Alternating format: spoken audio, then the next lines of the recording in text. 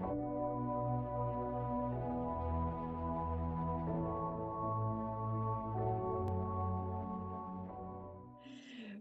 bonjour, bonjour à vous tous. Je suis ravie de venir passer ce petit moment avec vous et d'essayer voilà, de comprendre ce que les neurosciences nous apportent aujourd'hui, compte tenu que c'est une discipline qui s'est beaucoup vulgarisée depuis de nombreuses années. Donc, c'est avec beaucoup de plaisir que je viens vous présenter cette discipline et comment voilà, la faire rentrer dans nos disciplines autour de l'éducation. Donc, je me présente très rapidement à vous. Je suis éducatrice de jeunes enfants, donc je suis française. J'ai suivi mes études donc, sur le critère des études françaises. Donc, je suis éducatrice de jeunes enfants. Je suis montessorienne de formation initiale. J'ai travaillé pendant plus de 6 ans dans un jardin d'enfants Montessori, donc avec des enfants de 2 ans et demi à 4 ans et demi. Donc d'âge mélangé, ce qui était très intéressant par rapport effectivement à la notion d'apprentissage. Et puis 2 ans en cours préparatoire, donc là rattaché vraiment à l'éducation nationale. Je vous parle de ça il y a voilà, plus de 30 ans en arrière maintenant. Donc l'éducation nationale qui était encore très timide par rapport à Montessori et qui avait un regard un peu, plutôt un peu critique sur notamment la notion d'autonomie dans l'apprentissage et de libre circulation, par exemple. C'est des choses qu'on avait beaucoup visitées ensemble parce que dans Montessori, dans la pédagogie Montessori, l'enfant se déplace vraiment dans l'espace et intègre l'espace. Il y a une libre circulation et en fait, c'était quelque chose voilà, qui bloquait un petit peu à l'époque, alors que maintenant, on commence à le revisiter et à voir comment on peut appréhender les choses différemment. Suite à cette expérience montessorienne, en fait, j'ai repris mes études et j'ai fait un master en sciences de l'éducation, donc ce qui m'a permis d'avoir une ouverture beaucoup plus pluridisciplinaire. Et je trouve que c'est une approche qui est extrêmement intéressante parce que, justement, on va le voir aussi à travers les neurosciences, mais la lecture pluridisciplinaire d'un terrain est d'autant plus riche et d'autant plus intéressante que, plutôt que de se focaliser que sur la psychologie, que sur la pédagogie, que sur tout ce qui est aussi ergonomique et tout ce qui est environnemental, en fait, on va croiser ces regards. Et je trouve qu'en croisant ces regards, en tout cas, c'est comme ça que moi, je travaille aujourd'hui, c'est cet apport interdisciplinaire, pluridisciplinaire, c'est-à-dire qu'on va tisser nos connaissances pour qu'on ait une réponse le plus adaptée possible aux besoins de l'enfant. Donc moi, aujourd'hui, je fais de la formation, voilà, comme aujourd'hui. Mais mon cœur de métier, vraiment, c'est d'être dans de l'accompagnement pédagogique avec des équipes, c'est-à-dire que je fais de l'observation et à partir de ces temps d'observation, dans cet instant T, ce qui est intéressant, c'est de reprendre avec les équipes donc le sens des choix des activités, le sens peut-être du rythme, du découpage temporel aussi. Donc, on essaye de donner du sens pour que l'enfant puisse effectivement être, comment dire, dans quelque chose qui ne le contraint pas trop par rapport à son propre rythme et par rapport à ses propres compétences. Donc, ces séances d'observation, elles sont effectivement d'une richesse incroyable parce que c'est dans cet instant T qu'on arrive à trouver, enfin qu'on essaye de trouver toutes ces réponses adaptées et c'est très complexe parce que vous faites des métiers qui sont extrêmement compliqués, extrêmement endurants, où on a quand même un défi assez extraordinaire de se dire, voilà, on va mettre en collectivité un groupe d'enfants de moins de 3 ans, ou peut-être jusqu'à 4 ans, mais même si on va jusqu'à 5 ans, ce sont quand même des tout petits.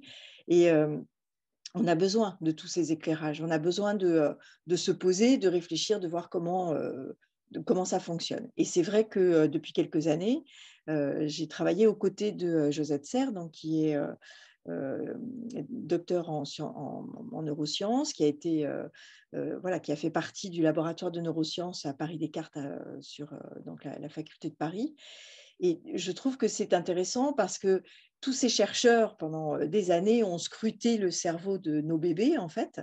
Et là, on a fait vraiment, alors pour le coup, une connexion entre nous pour que ces connaissances scientifiques puissent nous apporter un éclairage vraiment très intéressant. Donc, on va se promener un petit peu voilà, dans une présentation qui est mon support. Je vais essayer d'être le plus ludique possible, évidemment, pour essayer de comprendre comment on peut, avec ces connaissances-là, adapter le quotidien de nos collectivités. Donc, je vous disais, accompagner des jeunes enfants dans leurs apprentissages, c'est un projet qui est très ambitieux, en fait, parce que c'est une rencontre entre, d'abord, des repères éducatifs qui sont donnés par les parents, ou pas, donnés ou pas, du reste, ce sont des histoires de vie, ce sont des sensibilités qui vont se rencontrer, tout comme le professionnel qui, lui, a sa propre sensibilité aussi, sa propre histoire évidemment, ses propres connaissances. Et donc, il faut que tout ça, ça se tisse et ça se rencontre. Et parfois, c'est un petit peu compliqué. Les métiers autour de l'enfance, ils ne s'inventent pas, c'est pas possible. Ils s'apprennent entre la théorie et la pratique. Et je pense que, voilà, que ce soit en Suisse ou en France, nos politiques sont peut-être un petit peu pas sceptiques, mais en tout cas ne connaissent peut-être pas suffisamment les besoins fondamentaux des enfants et ne s'imaginent peut-être pas la complexité que représente le fait de relever ce défi quotidien d'accueillir des enfants tout petits dans un contexte collectif. Le contexte collectif, il n'est pas naturel en fait pour l'enfant. Donc on va le mettre dans cette situation-là et on va lui demander en plus de rentrer dans un modèle où tout le monde va faire la même chose en même temps. Et on va se rendre compte que parfois c'est bien plus difficile qu'il n'y paraît. Aujourd'hui, on a des connaissances précises pour accompagner l'enfant vers son autonomie. Hein, donc, c'est le but principal de pouvoir effectivement le conduire vers cette autonomie. Mais ce qui est d'autant plus compliqué, c'est que il ne va pas être tout seul, et ce qui est très bien puisque c'est un être social, donc il a besoin effectivement du groupe pour pouvoir se développer, mais il a besoin de ce groupe, peut-être pas tout le temps, peut-être pas sur des temps particuliers. Or là, on va gérer un groupe dans une dynamique de groupe et inventer, créer cette dynamique de groupe. Donc c'est vrai que c'est pour le coup très compliqué. Et ce contexte, il est vraiment à prendre en compte. En fait, à partir du moment où on va réfléchir sur l'accueil de ce tout petit, on est obligé de prendre en compte ce contexte. Tout comme de l'analyse, par exemple, dans une classe, c'est pareil, on va comprendre le contexte, l'âge des enfants, le nombre des enfants, la répartition des enfants aussi. Par exemple, si vous avez de l'accueil régulier avec l'enfant qui arrive tous les jours à 8h30 et qui repartira à 17h tous les jours, ce n'est pas la même chose que l'enfant qui va venir occasionnellement dans la collectivité et qui, lui, va avoir besoin peut-être, parce que ce n'est pas le cas pour tous les enfants, mais en tout cas pour beaucoup d'enfants, avoir besoin de plus de temps pour comprendre les organisations, comment ça se passe, les repères dans l'espace, les repères dans les personnes qui vont l'accompagner, évidemment. Donc ce contexte, il est à prendre en compte. On va le poser très rapidement. Ce sont des enfants très jeunes, accueillis en collectivité. Donc, aucune notion de collectivité au départ, et même si cet enfant avait une notion de collectivité, le groupe, même pour nous, en fait, adultes, qui voilà, avons une maturité et un raisonnement possible, logiquement, cette collectivité, la notion de collectivité, elle est compliquée.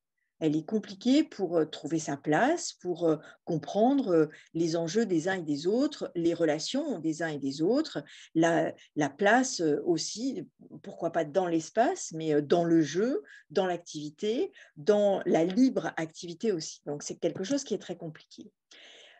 D'autre part, il y a des amplitudes de présence qui sont parfois très importantes. Vous avez des enfants qui font 7h, 19h sur des collectivités, ce qui veut dire que lui, il va rester sur cette amplitude horaire, alors que sur cette amplitude horaire d'enfants, il y a parfois 2 adultes ou 3 adultes qui vont se relayer. Ce n'est pas anodin, c'est-à-dire que l'adulte a pensé l'organisation de la collectivité en fonction de son besoin à lui d'adulte, c'est-à-dire qu'on couvre le besoin du parent qui veut aller travailler. Donc, il a besoin d'un mode d'accueil pour son enfant, pour qu'il y ait un relais qui se fasse. Et cet enfant, lui, va rester dans les mêmes murs et parfois dans les mêmes salles aussi, sans pouvoir en sortir, peut-être 10 ou 11 heures par jour, 5 jours par semaine. Donc, en fait, cet enfant va passer plus de temps dans la collectivité qu'auprès de ses parents. Ce qui n'est pas anodin non plus dans les choix pédagogiques et dans les organisations et dans les exigences aussi qu'on peut décrire. Il y a des niveaux justement d'exigence qui sont parfois différents entre les parents et les professionnels. Donc, comment ça se parle, comment ça se définit, comment ça s'explique aussi par rapport à ces règles au niveau de la collectivité qui, parce que c'est en collectif, on a des obligations, des contraintes évidemment, et comment l'enfant va intégrer ces contraintes et ses limites, ce qui est loin d'être effectivement simple pour lui. Il y a donc des programmes, des projets qui sont toujours plus imposants les uns que les autres. On a des projets qui sont extrêmement intéressants à lire, très riches au niveau intellectuel, j'ai envie de dire, et après comment réellement, dans le principe de réalité, comment ça se met en place et comment on arrive à faire vraiment la passerelle entre ces projets qu'on a écrits, qui sont tous, voilà, qui tournent tous autour du projet du respect de l'enfant, on va dire, et à travers ça, comment concrètement, dans les principes de réalité, on va les mettre en place. Donc, il y a des choix pédagogiques, des attentes de résultats qui sont parfois incontournables. On veut que l'enfant, effectivement, voilà, soit propre à la fin de son séjour à la crèche parce qu'il va rentrer à l'école, qu'il puisse manger tout seul, qu'il puisse voilà, être dans ce développement de compétences qu'on espère pour tous les enfants. Et à côté de ça, ça peut être très compliqué parce que justement, son cerveau a un mode de fonctionnement et ce mode de fonctionnement, il est vraiment individuel. C'est-à-dire que c'est une grande machine qui va se mettre en place, mais dans un contexte où parfois, ça peut être très compliqué pour lui. Donc parfois, bon, évidemment, dans ce contexte, il y a des manques de moyens. Donc ça, c'est juste le petit clin d'œil pour dire on aimerait évidemment être dans quelque chose de très idéal et qu'en fait, ces manques de moyens nous freinent aussi. Donc, ce quotidien d'enfant, ce quotidien d'adulte, parce qu'il ne faut pas oublier les deux, c'est-à-dire qu'on va tricoter cette relation pédagogique entre l'adulte et l'enfant, ce quotidien et cette relation, elle va s'écrire au cœur d'une combinaison qui parfois peut être très compliquée parce que les contextes sont compliqués, parce que l'implantation, par exemple, sociale fait qu'on reçoit des familles en grande précarité, en grande difficulté, que dans un autre quartier, ce sont des histoires de vie aussi voilà, qui peuvent être très compliquées. Donc, tout ça, ça donne des profils et des contextes qui sont très particuliers. Donc, tout est une question d'équilibre. Comment le professionnel, l'enfant, vous n'oubliez personne en fait dans cette notion d'accueil, c'est-à-dire qu'il y a le parent avec son histoire, ses attentes et ses besoins. Au cœur de cette famille, il y a cet enfant qui va être accueilli dans une collectivité. Donc tout ça, ce contexte-là, on joue sur des équilibres qui sont extrêmement fragiles, mais où on peut le trouver. C'est-à-dire que c'est pas, faut pas partir du principe de se dire parce que c'est un équilibre, on va se casser la figure et on ne va pas y arriver. Au contraire, c'est très optimiste. C'est-à-dire que cet équilibre, il est là et que quand on le construit et qu'on répond véritablement aux besoins réels de l'enfant et qu'on comprend quand même comment, enfin surtout comment fonctionne l'enfant, en fait, les choses sont possibles. Donc, on va regarder maintenant comment cet enfant de moins de 6 ans va raisonner et va découvrir le monde. D'abord, il ne raisonne pas du tout comme un adulte. Donc, ce n'est pas la peine d'essayer de plaquer nos ressentis, notre analyse de situation, nos besoins sur ceux des enfants. En fait, l'enfant ne peut pas raisonner, ce n'est pas qu'il ne veut pas, mais il ne peut pas raisonner comme un adulte et il ne perçoit absolument pas le monde comme un adulte. Il a une perception, d'abord physique, il a une perception tout à fait différente, compte tenu que son champ visuel, déjà, est beaucoup plus rétréci que le nôtre, qu'il est beaucoup plus petit. On a travaillé notamment sur, là, ça fait plusieurs fois dans plusieurs crèches, pour retravailler les aménagements d'espace. J'ai demandé aux équipes de brancher le portable sur le mode caméra et de mettre en fait le téléphone à hauteur de regard d'enfant. Et on est rentré dans la crèche. Il faut le faire doucement parce que si vous le faites avec votre téléphone, ça tangue vite fait et on a vite le mal de mer.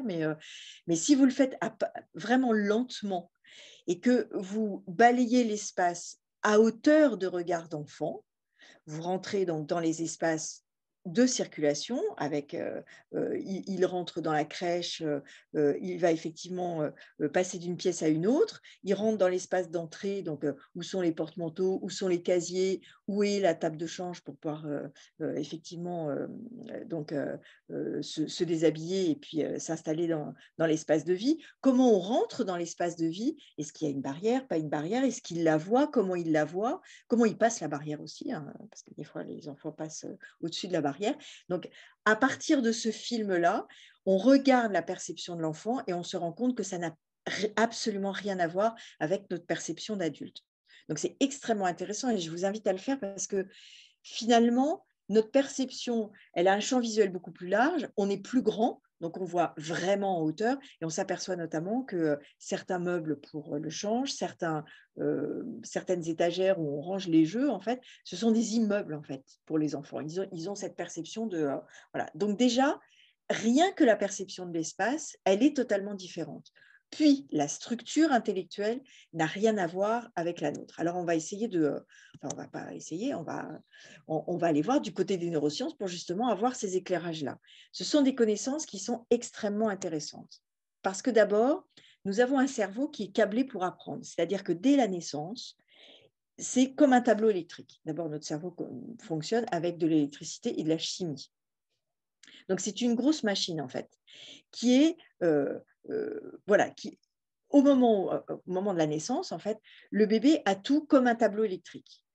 Et en fonction de la stimulation, on va effectivement allumer les différents courants électriques. Il y en a déjà qui sont allumés puisque ça s'est déjà connecté dans le ventre de la maman durant toute la période périnatale. Donc, dans le ventre de la maman, il connecte déjà ne serait-ce que le goût, ne serait-ce que bien sûr l'oreille qui se met en place aussi. Donc il y a déjà des connexions au moment où il va arriver sur Terre en fait.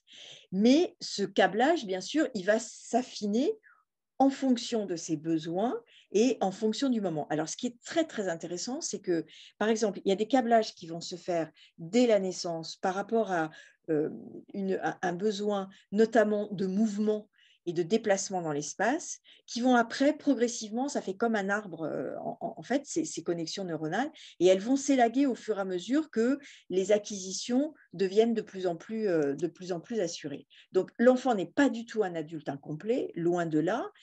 D'abord, ce n'est pas un adulte, donc c'est un enfant avec des compétences sensorielles extraordinaires et où il va capter tout l'environnement par le toucher, le regard, les odeurs et surtout les répétitions. C'est-à-dire que plus il y a de répétitions, effectivement, ça va se mettre en place. Donc, il a tout ce qu'il lui faut, mais en fait, il n'a pas le mode d'emploi.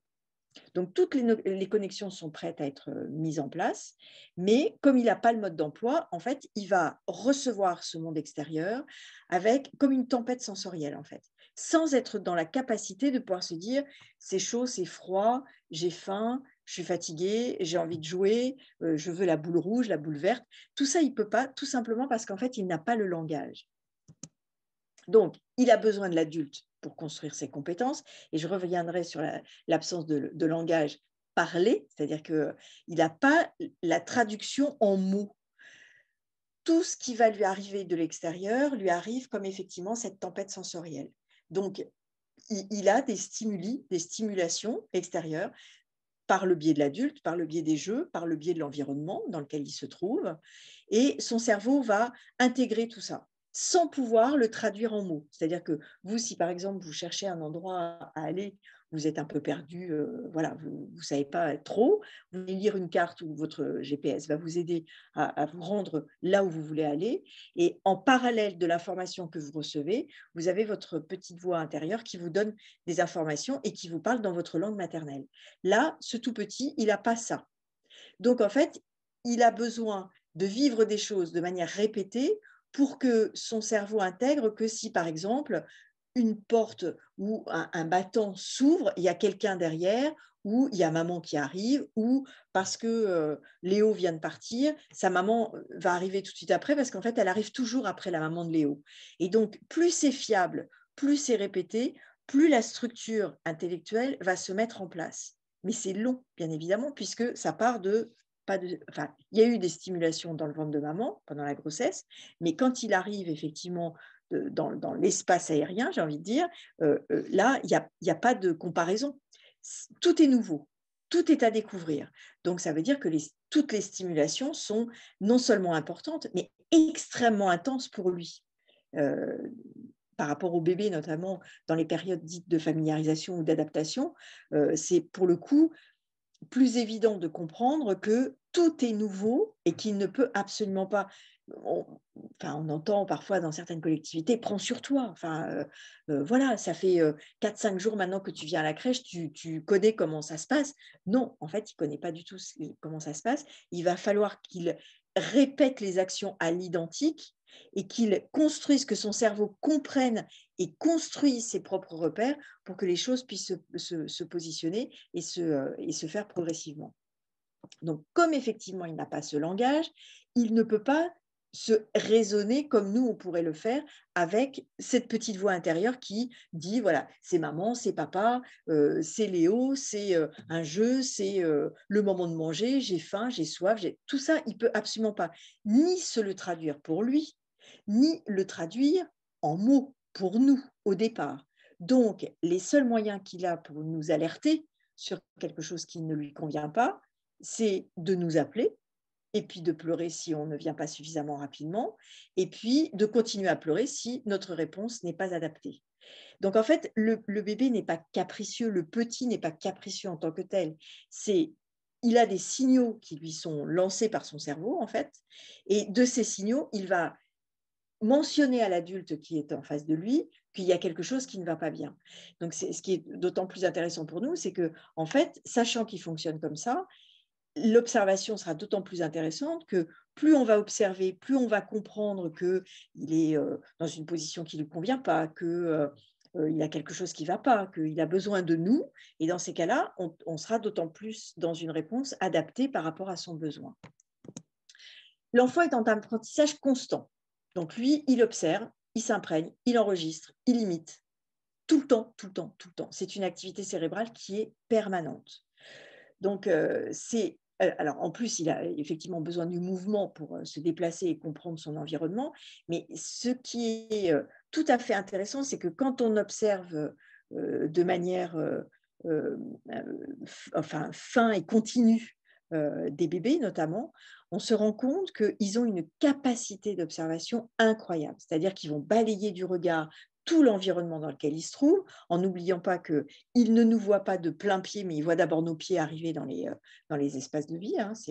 C'est pour ça que, voilà, ayez des jolies chaussures, parce que c'est les premières choses qu'ils vont voir, et ils vont vous identifier par rapport à vos chaussures quand vous arrivez dans un lieu où les bébés sont sur le tapis, par exemple, et que le temps qu'il intègre, par exemple, vous êtes assis à côté d'un enfant, le temps qu'il intègre que vous allez vous déplacer et vous lever, si vous vous levez très vite et que vous disparaissez de son champ visuel, en fait, pour lui, vous avez disparu de cette présence dans laquelle il s'était ancré parce que vous étiez assis à côté de lui.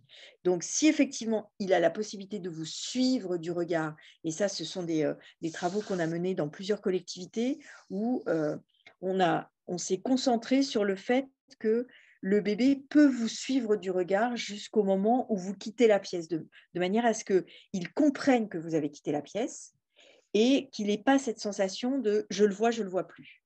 Bon, le coucou caché, c'est sympa avec des jeux, hein, et la permanence de l'objet, on sait que maintenant l'enfant a la permanence de l'objet, que même si on cache, par exemple, un petit nounours derrière un écran, il va venir rechercher le petit nounours de l'autre côté. Il y a eu des expériences vraiment en neurosciences qui sont tout à fait intéressantes, que vous pouvez aisément retrouver sur YouTube par rapport à ça.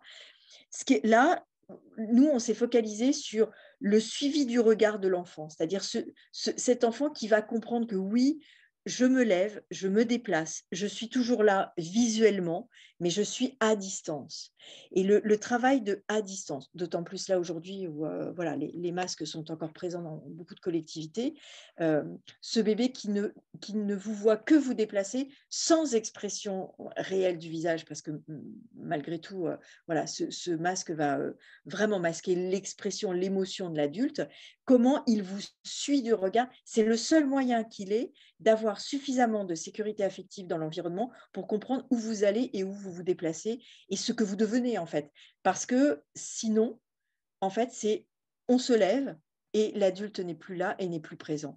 Donc là, sur la présence physique de l'adulte, on a énormément travaillé. Puis après, on a parlé aussi de cette présence psychique de l'adulte. Alors, il y a plusieurs éclairages précis qui nous aident beaucoup à comprendre ces réactions d'enfants un peu, voilà, un peu spontanées où on lui fait vite porter des mauvaises intentions, j'ai envie de dire. Donc d'abord, le cerveau, c'est un instrument de prédiction. Et ça, c'est très intéressant. Enfin, pour moi, quand je me suis penchée sur les neurosciences, ça a été vraiment une grande découverte. Je ne pensais pas que notre cerveau fonctionnait de cette manière-là. En fait, c'est parce que les choses se répètent à l'identique plusieurs fois qu'on peut prédire ce qui va se passer. Par exemple, vous prenez un objet, vous allez lâcher l'objet, il va tomber. Nous, on sait que effectivement, l'objet va tomber. Quand on était tout petit bébé, on a découvert ça, qui est bon, la loi de la gravité aussi, qui fait que on va découvrir toutes les lois physiques qui nous entourent, entre des choses plus légères, plus lourdes, des choses qui roulent, des choses qui ne roulent pas, des choses qu'on peut tirer, pas tirer, ma propre gravité aussi. Et puis tous ces repères dans l'environnement par rapport à la présence de l'adulte et par rapport à la réaction de l'adulte. Donc, par exemple, quand un enfant prend un objet et le jette par terre, on va lui dire bah, non, tu vois, tu le jettes pas par terre. Or là, il découvre vraiment la loi de l'objet qui tombe par terre. On va lui ramasser, on va lui dire bah, non, tu jettes pas, par exemple, la petite cuillère. Bah, non, tu jettes pas ta petite cuillère. Donc là, il va reprendre la petite cuillère, il va la rejeter une deuxième fois. Donc là, on va lui dire bah, non, tu vois, tu peux pas mettre ta petite cuillère par terre. Et à la troisième fois, on va lui retirer en lui disant maintenant, tu vois, si tu jettes la petite cuillère, bah, je te la retire. Là, dans cet exemple précis, l'enfant ne vous provoque pas, l'enfant ne cherche pas à vous embêter. En fait, il cherche à vérifier que c'est la même réponse à chaque fois. D'abord, l'effet physique de la cuillère qui tombe, et puis la réaction de l'adulte qui dit non, c'est pas possible. Et en fait, avec tous les événements qui vont se passer autour de lui, l'enfant va progressivement comprendre ce qui est possible, ce qui n'est pas possible, les causes, les effets, et il va intégrer. Et on l'intègre et notre cerveau nous joue des tours parce que, par exemple, quand vous êtes en bas d'un escalier et que vous appuyez pour appuyer, d'un ascenseur, pardon, vous appuyez sur le bouton de l'ascenseur pour l'appeler. En fait, s'il ne vient pas suffisamment rapidement, votre cerveau a intégré un temps de j'appuie, l'ascenseur descend et arrive. Si ce temps n'est pas dans votre propre représentation, on va tous avoir le réflexe de réappuyer sur le bouton de l'ascenseur. Or, l'ascenseur, il a bien intégré que vous allez l'appeler. Il y a des ascenseurs qui sont plus lents que d'autres, mais votre cerveau a intégré un temps de réponse. Regardez, quand vous êtes à un feu rouge et que le feu rouge tombe en panne, c'est compliqué. Le moment où on va avoir l'intention de dépasser ce qui est autorisé ou pas autorisé, et où le cerveau vous envoie un message en disant là, c'est pas comme d'habitude, c'est pas normal, il y a quelque chose qui se passe et qui est pas comme d'habitude. Le pas comme d'habitude, il se construit avec des répétitions pour que le cerveau puisse intégrer la manière dont le monde fonctionne. Et donc, pour l'enfant, c'est un tableau électrique qui va se mettre en place au fur et à mesure. Et on a besoin de cette prédiction pour après faire des choses tout à fait automatiques avec, je sais que je baisse la poignée pour ouvrir la porte, par exemple, je pousse la porte, effectivement. Donc, normalement, elle s'ouvre parce que je pousse la porte. Si je pousse la porte et que ça ne s'ouvre pas, je vais avoir le réflexe de la tirer vers moi. Il y a des portes qui s'ouvrent entre guillemets à l'envers. Et puis, si je tire ou si je pousse et qu'effectivement ça ne répond pas, là, votre cerveau va vous envoyer l'information que la porte est fermée à clé et qu'on ne peut pas ouvrir ou fermer la porte. Donc, c'est intéressant, hein, c'est un outil qui est absolument incroyable. Donc, il calcule et anticipe en permanence ce qui doit se passer en fonction de ce qui s'est passé jusque-là. En sachant que nous, toujours, on a le langage pour pouvoir l'analyser, ça. L'enfant, lui, ne l'a absolument pas. Il n'a pas le langage, donc en fait, son cerveau est en activité permanente pour comprendre les causes et les effets. par exemple, vous prenez un bébé sur le tapis, vous le mettez sur la table de change, vous allez effectivement lui expliquer ce qui se passe, je vais te changer la couche, je t'installe là, tu vois, pour que ce soit plus confortable pour toi. Tous ces mots-là, en fait, ils vont avoir du sens au fur et à mesure, et puis peut-être qu'au-dessus de la table de change, il y a un petit mobile, et en fait, progressivement, l'enfant va intégrer que le portage, dans cet espace-là, avec ce mobile au-dessus de lui, il y a un lien en fait avec ce qui se passe au niveau de son siège, par exemple. Et il va intégrer que quand il est couché, qu'il voit le mobile, en fait, on va lui changer la couche. Puis progressivement, il va faire l'association aussi entre tu viens, je vais te changer la couche. Il y a des mots qui vont être répétés à l'identique parce que, bah oui, on lui dit qu'on va lui changer la couche. Donc, il va faire le lien et donc progressivement, il va intégrer le mobile, le lieu, la sensation corporelle et le fait qu'on va lui nommer la couche. Et donc, il va savoir que bah, c'est une couche. Et puis voilà, puis au fur et à mesure, tout comme son prénom. Au départ, le prénom, il a été choisi, il était peut-être encore dans le ventre de maman, donc il l'a entendu. C'est un son qu'il a entendu. Puis quand il va naître dès la naissance, on va l'appeler par son prénom. Puis quand il arrive à la crèche, il a 3 mois, on l'appelle aussi par son prénom. Puis progressivement, voilà, il va prendre conscience de sa propre identité et il va faire le lien entre son prénom et lui. Mais c'est un cheminement long, progressif, qui ne se fait évidemment pas du jour au lendemain.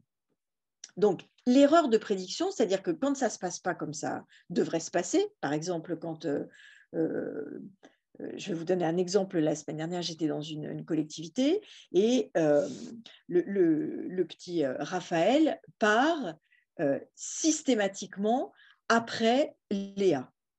Donc, la maman de Léa arrive et dans la foulée, pratiquement dans la foulée, sa maman arrive et ils sont dans la pièce d'accueil en bas. Ça se passe aux alentours de 17h30. Ce jour-là, la maman de Raphaël vient le chercher dans la salle d'accueil, pas dans la salle d'accueil, mais dans la salle de vie. Et donc, il n'est pas descendu dans la salle d'accueil et Léa n'est pas encore partie. Et là, voyant sa maman, il se met à pleurer. Donc sa maman lui dit ah, ben, je suis déçue, tu n'es pas content de me voir, je suis arrivée plus tôt ce soir et j'ai tout fait pour venir te chercher plus tôt. Et en fait, c'est très compliqué parce que dans ces repères, ça ne se passe pas comme prévu. Et donc, ce n'est pas la charge émotionnelle que nous, adultes, on va mettre, c'est juste que ça ne se passe pas comme ça se passait d'habitude. Et donc, c'est compliqué. Par contre, ce qui est très encourageant dans ces erreurs de prédiction, c'est que c'est l'erreur de prédiction qui va mettre en place tout le système cérébral. Et c'est vrai que l'erreur, elle est formative. Et ça, alors là, pour le coup, on va du côté de l'école où l'école, enfin, l'erreur ne devrait pas être sanctionnée, en fait. Bien au contraire, un enfant qui fait une erreur et qui cherche pourquoi il a fait l'erreur, il se met 2 fois plus en activité cérébrale que l'enfant qui, du premier coup, trouve les bonnes réponses.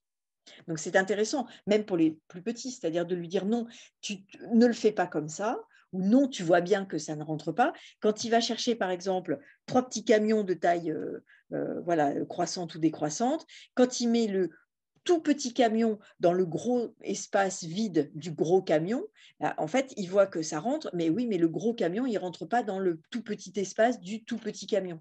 Donc, en fait, son cerveau va essayer, retester autre chose pour pouvoir effectivement finir par trouver le gros camion, le moyen camion et le petit camion bien à leur place. Et ça, cette activité-là, elle est extrêmement formative. Donc, l'erreur, elle est formative. Et c'est pour ça que c'est vraiment intéressant de voilà, de pas sanctionner cette erreur. Le cerveau cherche des relations de cause à effet à toute vitesse. C'est-à-dire que, voilà, je pleure, l'éducatrice vient ou ne vient pas.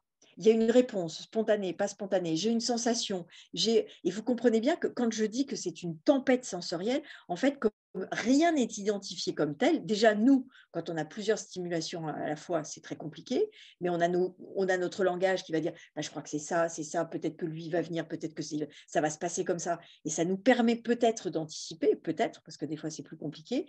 Le bébé, le tout petit, lui, n'a pas cette possibilité-là. Ce qui veut dire que plus il y a de stimuli extérieurs, plus c'est compliqué d'ordonner et de prédire dans cet environnement-là.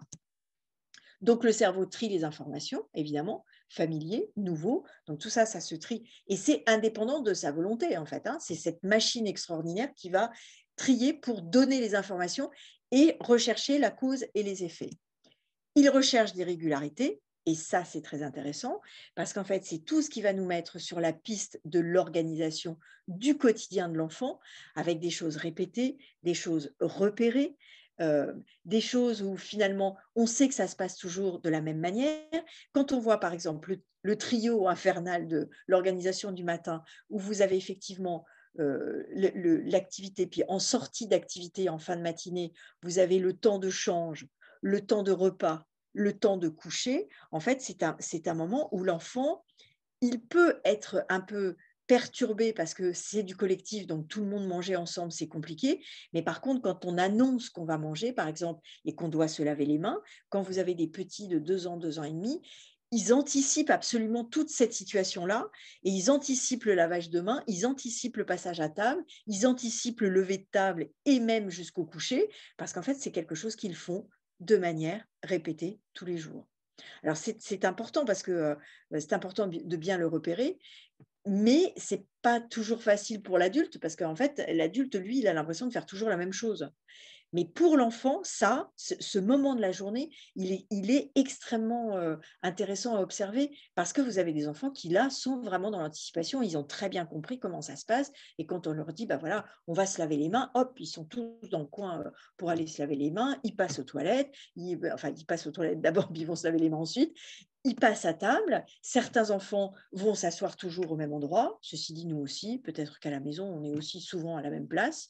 Et quand, par exemple, vous faites des formations et que vous avez 2 ou 3 jours de formation, ben vous reprenez tous la même place. Et que s'il y a 2-3 personnes qui décident de ne pas s'asseoir au même endroit, on sent le groupe qui est un petit peu perturbé parce qu'en fait, on a été dans une situation d'apprentissage de formation où on s'est tous retrouvés dans la même place et on a une perception et du formateur et de l'environnement autour. Ça ne bouge pas, donc ça rassure le cerveau qui, lui, du coup, laisse plus de place et d'autonomie par rapport aux situations d'apprentissage.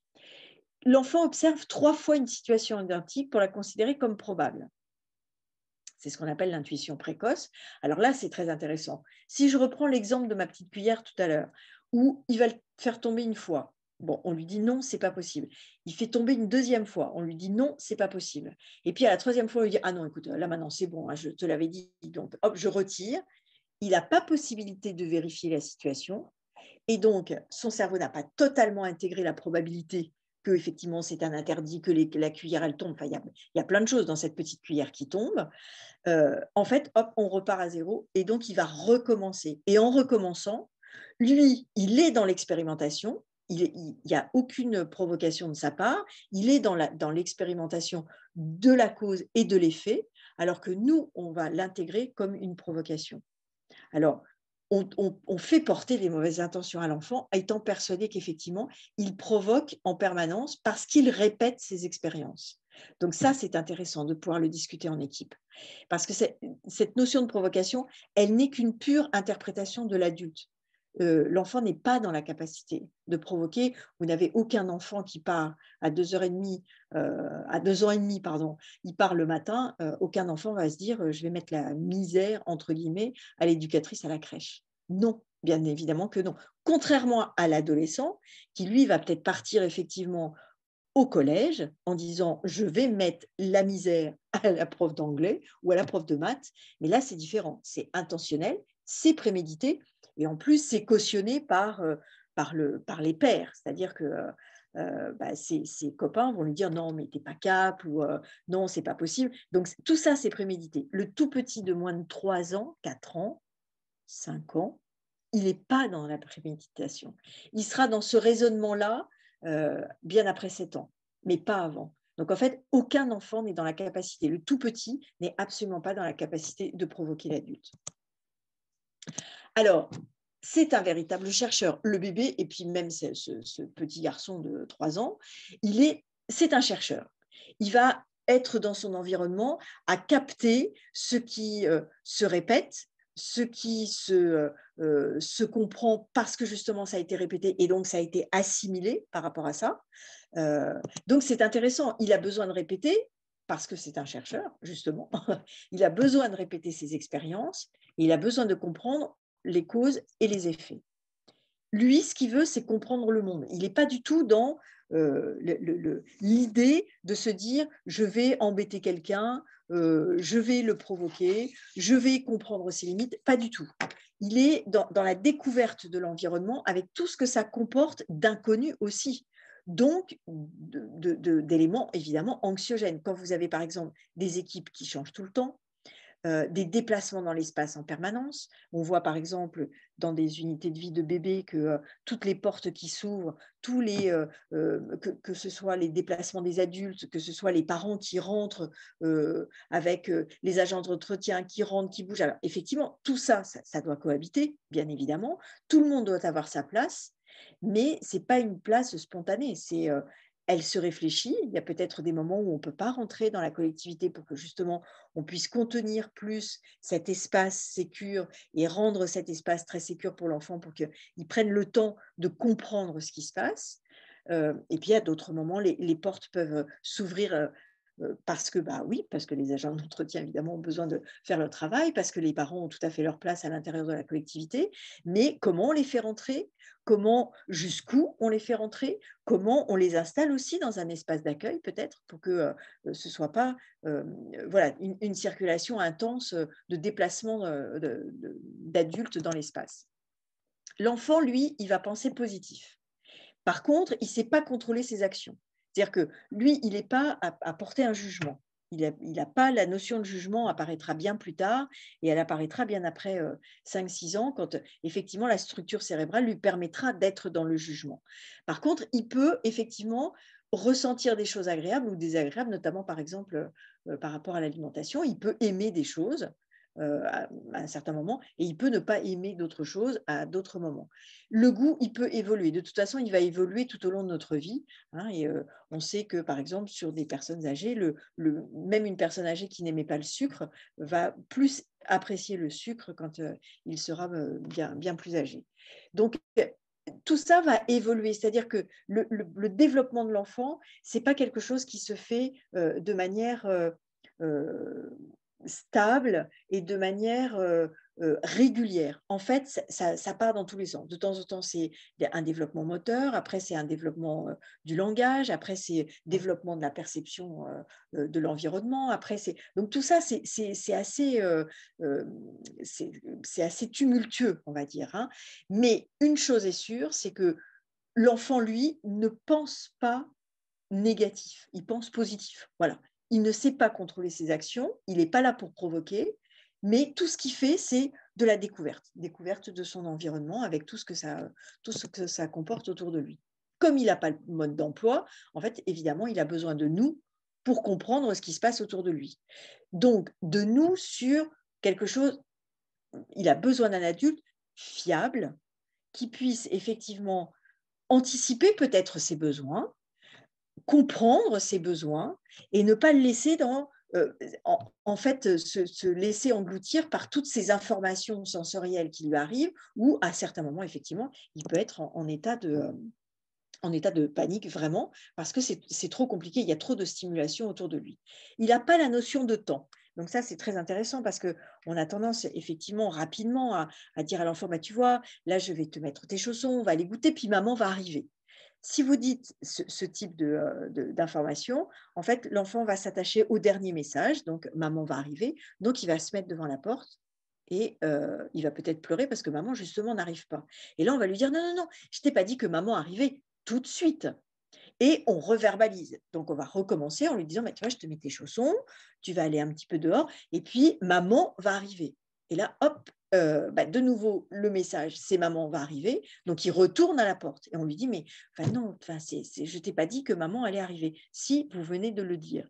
Et parti de ça, et de cette notion de temps, on a travaillé avec une équipe, donc le rapport au temps, en disant, on va parler aux tout petits, donc sur tous les âges de la crèche, on va leur parler qu'au présent. D'abord, c'est hyper compliqué parce qu'on a besoin, nous, adultes, de se justifier. Donc, c'est je te mets tes chaussons pour aller jouer, j'en sais rien, dans la pièce à côté, ou je te mets tes chaussures pour aller dans le jardin, ou on va se mettre à table parce que c'est l'heure de manger. Donc, on a besoin de se justifier. C'est extrêmement intéressant. Ça nous demande une concentration terrible.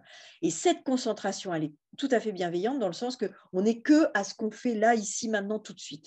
En fait, ce tout petit, c'est le roi de la pleine conscience.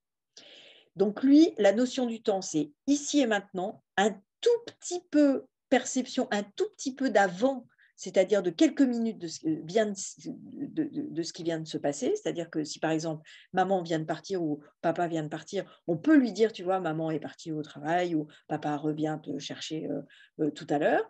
Et puis un tout petit peu dans l'anticipation, c'est-à-dire dans le futur, à quelques minutes près. Mais il ne peut absolument pas se projeter sur qu'est-ce qui s'est passé ce matin au petit déjeuner alors qu'il est 10 heures du matin, ou qu'est-ce qui va se passer à 18 heures quand maman va venir te chercher. Donc, c'est le roi de la pleine conscience avec ici et maintenant. Intéressant, parce que nous, on est rarement dans ici et maintenant. Et cette notion de temps, en fait, on se rend compte que quand on parle au présent à l'enfant, l'enfant capte notre attention, répond instantanément à notre demande, et notamment avec des enfants qui avaient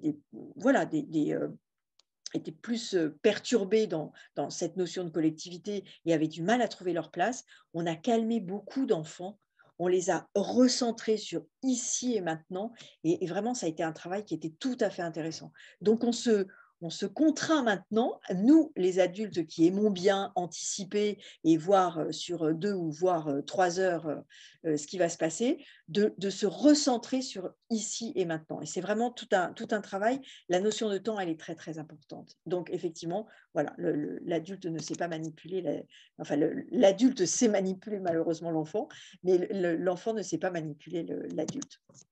Alors, se développer, en fait, c'est non seulement construire et puis, comment dire, activer des stratégies cognitives, mais c'est aussi apprendre à inhiber des stratégies qui rentrent en compétition. En fait, si je suis dans le libre choix, et là, ça, c'est une partie qui est extrêmement intéressante parce que avec les neurosciences, on est en capacité là aujourd'hui de réinterroger peut-être des pédagogies qui sont basées essentiellement sur le libre choix. Je pense à la pédagogie Montessori.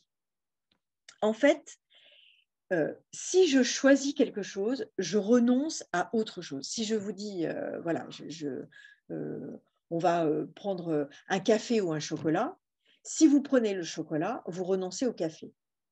Si vous prenez le café, vous renoncez au chocolat. Et voilà, le renoncement, en fait, c'est le choix fait que je ne prends qu'une seule chose dans mon choix.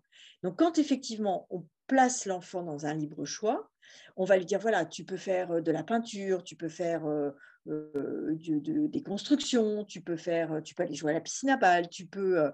En fait, si on ne veut qu'il ne fasse qu'une seule activité, on lui demande de renoncer aux autres. Or, on sait que dans le cerveau, le lobe frontal nous permet effectivement cette inhibition. Et l'enfant de moins de 6 ans n'a pas de lobe frontal. C'est-à-dire que ce n'est pas encore acquis, ce n'est pas encore développé.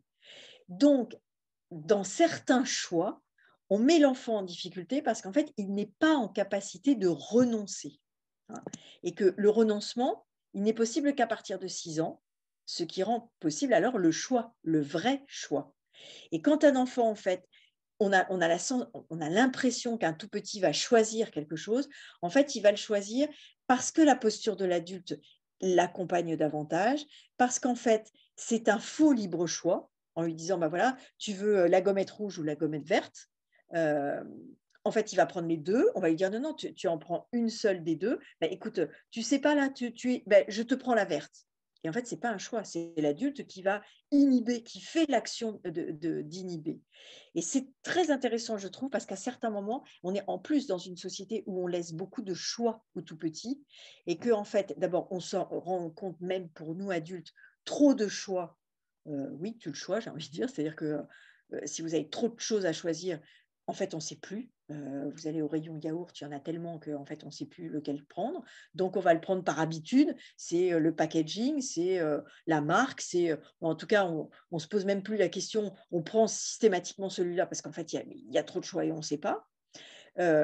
Et on se rend compte que par rapport à des activités, notamment par rapport aux tout petits, il est tout le temps dans le choix. Donc, on va lui dire qu'est-ce que tu veux mettre ce matin, comment tu veux t'habiller, avec qui tu veux jouer, qu'est-ce que tu veux manger, est-ce que tu veux aller dehors, pas dehors. Enfin, et qu'à certains moments, le fait de dire à l'enfant, tu vois, on va dehors, c'est une invitation qui, en fait, n'est pas un choix en tant que tel, c'est une invitation et c'est bien plus rassurant pour l'enfant. Donc, c'est intéressant parce que je pense que là, dans la place qu'on donne au choix et par rapport à ces tout petits, je suis convaincue qu'à certains moments, on les perd plus qu'autre chose. Donc, c'est vraiment des thématiques qui sont extrêmement intéressantes à discuter en équipe pour essayer de voir comment chacun conçoit cette notion de choix et comment chacun euh, euh, est dans… On va très, très vite sur le fait de dire, mais s'il n'a pas le choix, je lui impose. Mais ce n'est pas parce que j'impose sous forme d'invitation en disant, bah, tu vois, on va sortir, que je suis sur quelque chose de non respectueux. En fait, je pense qu'il ne faut pas oublier que c'est quand même l'adulte qui est garant de la sécurité affective de l'enfant et qui sait ce qui est bon pour lui, en fait, quelque part. Donc, je me présente adulte, je me présente à toi, petit enfant de moins de 3 ans, je sais ce qui est bon pour toi. Donc, en fait, je vais t'inviter dans différentes choses en sachant que ça t'aide à grandir et que je te respecte dans toute ton humanité, dans tes rythmes, dans tes capacités, dans ce qui est possible et dans ce qui n'est pas possible. Donc, je pense que là, c'est important de pouvoir être dans cette réflexion-là par rapport à l'équipe. Alors, un autre point très intéressant, c'est la motricité qui est la base du développement cognitif. En fait, qu'est-ce que va nous dire la recherche? Très rapidement, le mouvement, il est indispensable pour comprendre le monde des objets et le monde des humains. Donc, plus il y a de liberté au niveau du mouvement, plus effectivement l'enfant peut explorer par son corps la notion de hauteur, la notion de poids, la notion, toutes les lois physiques en fait, qui vont entourer ce monde, et plus il va librement, alors là pour le coup, c'est pas un choix, c'est librement se déplacer dans l'espace, plus effectivement il va grandir avec beaucoup d'assurance. Bouger, bien sûr, c'est aussi communiquer, donc en groupe, les déplacements créent des rencontres, des occasions de communication. Donc, ils aiment jouer à plusieurs, sans pourtant, ce sont des êtres sociaux dès la naissance, mais après, ils vont apprendre à communiquer de plus en plus précisément. Puis le langage va effectivement donner des nuances et des informations tout à fait intéressantes. Les jeux moteurs en double exemplaire, identiques, provoquent des imitations très positives. Alors ça, c'est tout un travail qui a été fait notamment par Anne-Marie Fontaine, où elle a filmé des heures et des heures de jeux dans les crèches, et elle s'est rendue compte qu'effectivement, plus l'enfant est en libre mouvement, plus effectivement il va se mettre à être dans cette communication et à échanger et construire son langage. Mais plus les jeux seront en double exemplaire identiques, plus la notion de collaboration et de solidarité et de coopération vont se mettre en place. Donc les jeux en double exemplaire ou en triple exemplaire ou en quadruple exemplaire aussi vont créer ces notions de collaboration et de coopération. Donc, c'est aussi rendre, bien sûr, l'enfant acteur de son éducation. Plus la curiosité est grande, plus l'apprentissage est facilité, plus l'erreur est reconnue comme formative, plus effectivement il est acteur aussi, c'est-à-dire qu'on le met pas face à un échec, mais on le met bien face à quelque chose où il va chercher une autre solution pour que, effectivement, il va découvrir qu'il y a d'autres possibilités, puis peut-être la bonne, si toutefois il y a une bonne possibilité d'arriver sur quelque chose qui est formatif, en fait. Les punitions ne font qu'augmenter la peur, le stress et le sentiment d'impuissance. Donc, dès que vous mettez le cerveau en situation de peur ou de crainte, en fait, vous mettez le cerveau en situation d'alerte. Donc, si le cerveau est en situation d'alerte, il arrête d'être dans une situation d'apprentissage. Donc, c'est très intéressant parce qu'en fait, en situation de stress, on ne réfléchit plus. Il y a une notion voilà, comment dire, très primaire, notion de survie. Et donc, le cerveau ne peut plus être en situation de réflexion.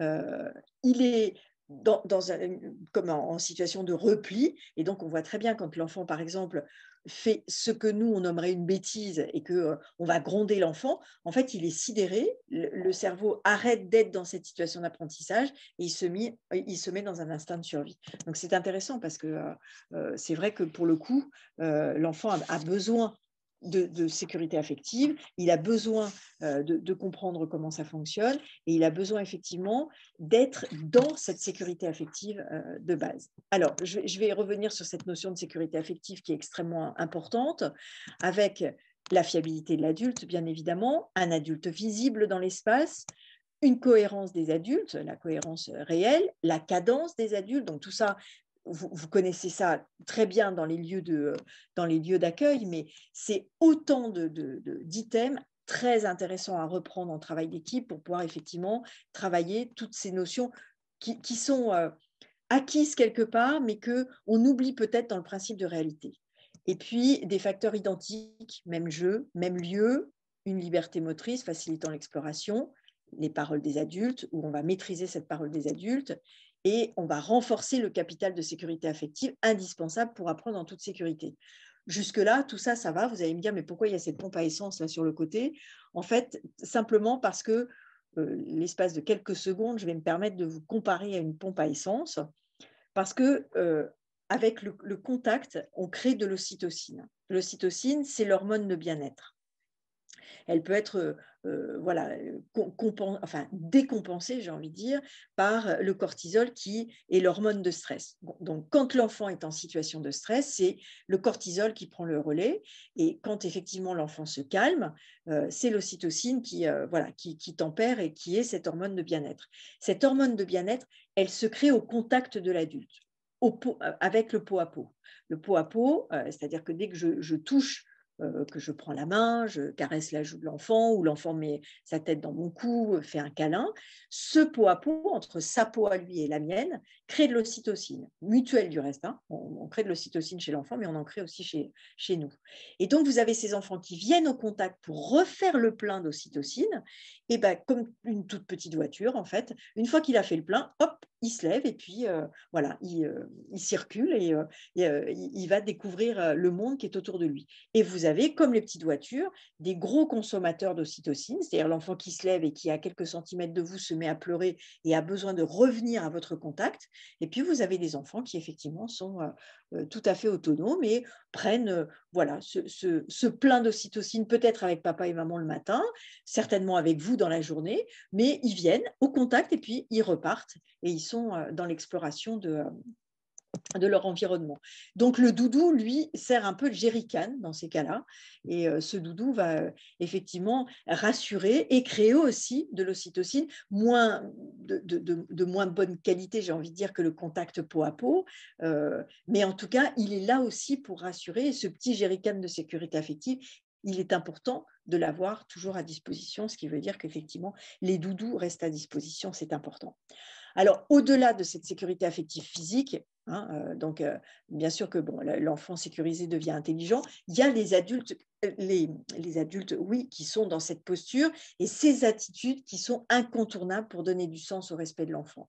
Alors là, c'est toute la charte qui est travaillée depuis des années. Moi, ça fait très longtemps que je travaille sur la notion de douce violence avec toutes ces attitudes qui ne sont pas adaptées, qui sont voilà, et qui mettent l'enfant un peu beaucoup en porte-à-faux. Et donc, on a essayé de décrypter dans les postures incontournables toutes ces postures pour lesquelles, en fait, il n'y a pas de négociation possible dans les équipes. On sait qu'il faut se mettre à la hauteur de l'enfant pour lui parler en le regardant.